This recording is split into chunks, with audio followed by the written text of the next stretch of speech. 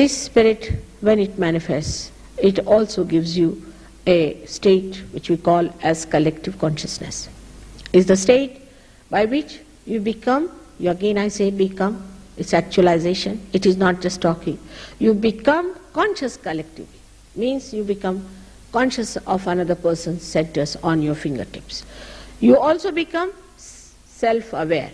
You know about yourself, what centers are catching, where are we going. Like a person who becomes mentally upset, he doesn't know. Till he becomes mad, goes to lunatic asylum and dies, he does not know. But in Sahaja Yoga, immediately you can find out that there's something going wrong with your mental side. If a person gets into cancer, he might get into the state of galloping cancer, about to die, then he may discover that he has got cancer. But in Sahaja Yoga, if there's a little imbalance, immediately it shows on your fingertips. And if you know how to do it, how to correct it, then every problem is solved. So as I told you yesterday, yoga has double meaning. Yoga means union with the divine. That's one. And the second one is the expertise, the deftness, what we call in Sanskrit kaushala. You must have the deftness, how to handle this all-pervading power that is flowing through us, how to understand ourselves, how to understand others. That's an important part of Sahaja Yoga. Now the third thing that happens with self-realization is that you get a state of peace, of bliss and of joy. When the Kundalini rises above this Agya Chakra, you become thoughtlessly aware. It's called as Nirvichar Samadhi, thoughtlessly aware, where there is no thought in your mind. If you want, you can think. If you want, you can think. But if you don't want, you can be in that state where you don't think. Actually, it's maddening sometimes, the way man is thinking, morning till evening, yarns after yarns, useless things, a joyless pursuit. But when this thinking stops, you are above the thoughts. I would say, to give it a simile, that the waves of thought come and go away. Another thought comes and goes away. We are jumping on the cusp of the thought all the time.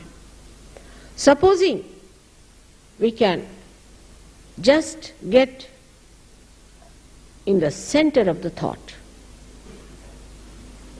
that is the present. If we could stop at the present moment, then we are not worried about the thoughts. Like the waves of water, if you are in the waves, you are frightened of that. But supposing you are in a boat, then you can see the waves and enjoy them. In the same way, what happens to you that you jump up to a higher state of existence through which you see the thoughts. If you want, you don't want to see, you need not see. Now the thoughts that you see also are very wide and deeper, where you get inspirations. That's why, as Dr. Warren has told you, that your creativity improves. You can become tremendously dynamic, because your time is not wasted in wasteful thinking. You just know this is it. This is the exact. This is what we have to do. And that's how people get rid of many of their problems of mental tensions. There's no tension at all. You don't have any worries. You just see the thing like the witness. You become the witness of the whole drama. When you are in the drama, you think you are a part and parcel of the drama. Sometimes you weep with it and cry with it.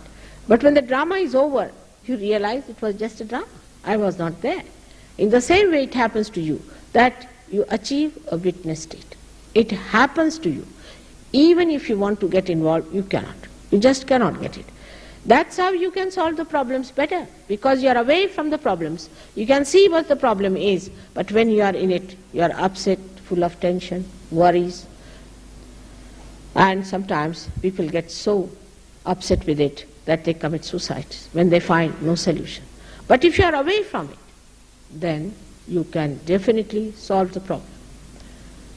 Now this witness state has to grow within you gradually, with little understanding and with little meditation, which is very simple, which you can do very easily. Nothing has to be done about it. The last center is the center of Sahasrara, they call it, because there are 1,000 petals. 1,000 petals because there are 1,000 nerves which get enlightened.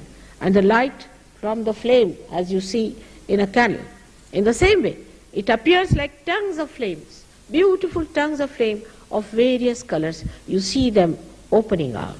First you don't see, first you become the light, and then you can see it also, that it opens out as a beautiful lotus of flames of beautiful colors. And you stand in between to see that you are there watching all this within yourself.